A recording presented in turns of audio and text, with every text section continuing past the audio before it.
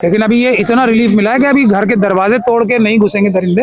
हाँ, सड़कों पे और स्कूलों में और बाकी जगहों पे, पार्क्स में, सब जगह जहाँ भी बच्चियां जाएंगी उनके साथ खतरा मंडरा ही रहा। लेकिन ब्रजभूषण जो भारतीय जनता पार्टी के पूर्व सांसद है, वो कह रहे जैसे मेरे साथ गलत हुआ था वैसे यहाँ भी गलत हो रहा है कुलदीप के साथ। जो उनके साथ हुआ था ना, वही फॉर्मूला अपना के कुलदीप सिंह सेंगर भी साहब कोशिश कर रहे हैं, लेकिन यहाँ एक अम्बेडकरवादी बीच में आ गए हैं, बस ये प्रॉब्लम है। तो अगर उस केस में भी कोई मजबूत अम्बेडकरवादी होता तो शायद वो भी जेल में होते। अभी मैं तो यही कह सकता हूँ।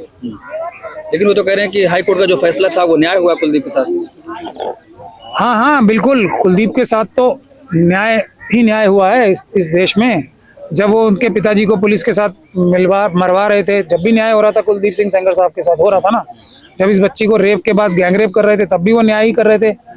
अपने साथ भी उनके साथ न्याय हो रहा था, देश के साथ भी शायद न्याय कर रहे थे। जब एक ट्रक से बच्ची जिस गाड़ी में थी अदालत जाने की चेष्टा कर रही थी ना, उसका वकील, उसकी मौसी और चाची को ट्रक चढ़वाया था, जब भी न्याय हो रहा था उनके साथ, कुलदीप सिंह सेंगर साहब के साथ। और जब केंद्रीय सरकार और उत्तर प्रदेश सरकार बड़े से बड़े वकील ले जाके यहाँ सुप्रीम कोर्ट में उन दोनों की सुरक्षा विड्रॉ कराने के लिए जोरदार बहस करवा रहे थे, तब भी न्याय हो रहा था कुलदीप सिंह सेंगर साहब के साथ। अन्याय तो ये बच्ची कर रही है ना कुलदीप सिंह सेंगर के साथ, यही तो है ना, यही तो सच्चाई है। इसी के तो पिता को मर के, जब इसको पिता को मारा गया तो कितना बड़ा अन्याय किया था कुलदीप सिंह सेंगर साहब के साथ। जब इसके वकील को मारा गया था तो इस बच्ची ने कितना बड़ा अन्याय किया था पूरे एप्स्टीन गैंग के साथ। जब इसकी मौसी चाची को मारा गया था, जब इसके पति के ऊपर हमले हो रहे हैं, उसको मारने की कोशिश हो रही है, आज इसके छोटे छोटे बच्चे खतरे में, ये सब कुलदीप सिंह सेंगर साहब के साथ अन्याय ही तो हो रहा है।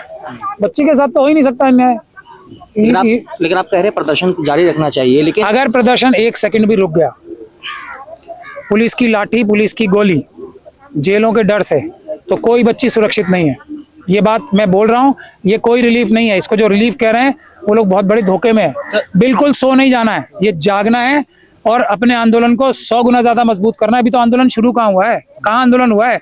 सोशल मीडिया पे जो लोग बेचारे थोड़े बहुत कर रहे हैं, उससे ज्यादा हायर्ड लोग कूद चुके हैं मैदान में एप्स्टीन गैंग की तरफ से। भारतीय एप्स्टीन गैंग जो है, सड़कों पे आके लोगों को डराया जा रहा है। कौन कौन से गुंडे धमकियां दे रहे हैं।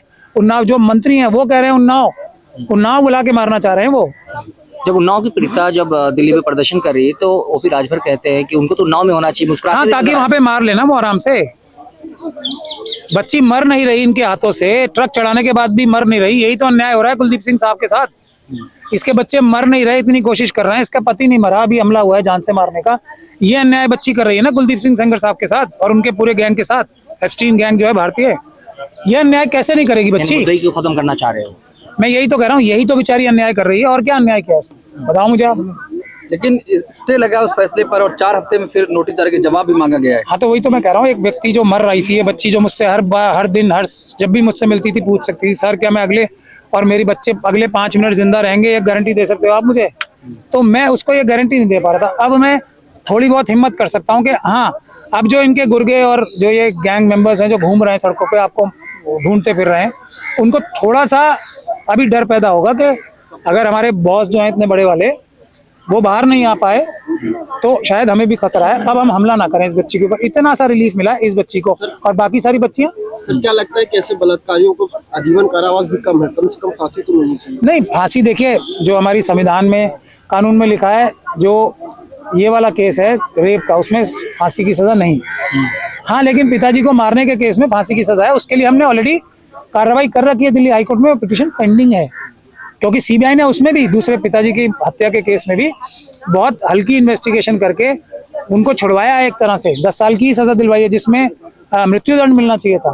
तो उसको भी हम ठीक कर रहे हैं। लेकिन मैंने आपको आज आपने कोर्ट में देख लिया ना, उस तरफ से कितने लोग हैं, इस तरफ से हमारे पीछे जो खड़े हैं, जो हमारी रक्षा के लिए होनी चाहिए, सीबीआई, केंद्र सरकार, और वो क्या हरकतें कर रहे हैं हमारे साथ। और ये बच्ची अकेली है और हम छोटा सा ऑफिस है। बाकी देश की जनताओं की सहानुभूति है। ये सहानुभूति से काम नहीं चलने वाला है, सड़कों पे आना ही पड़ेगा। और इन संस्थाओं को, आप इनसे नाराज मत होइए, सुप्रीम कोर्ट से और दूसरे हाई कोर्ट से और दूसरी संस्थाओं से नाराज नहीं होना है। इनके साथ खड़े होना है, इनकी सपोर्ट में, क्योंकि इनके ऊपर दबाव है। 2018 में ये संस्थाएं बता चुकी हैं हमारे ऊपर दबाव है, 4 सिटिंग जजेस ने बताया था ना।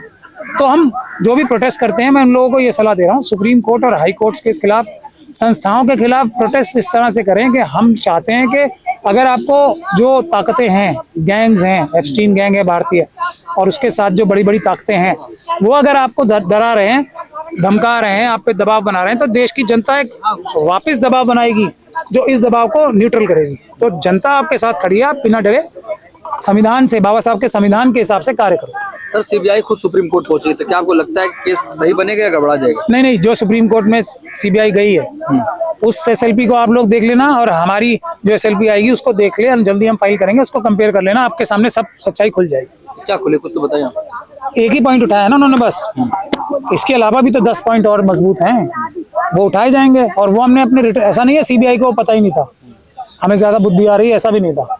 हमने तो लिख के दे रखा था ना हाई कोर्ट में, रिटन सबमिशन जो कंसीडर ही नहीं की गई जजमेंट में, तो उसको ही पढ़ के बना देते एसएलपी, अगर ईमानदारी से बनानी होती तो ये इल्जाम मेरा रहेगा ही।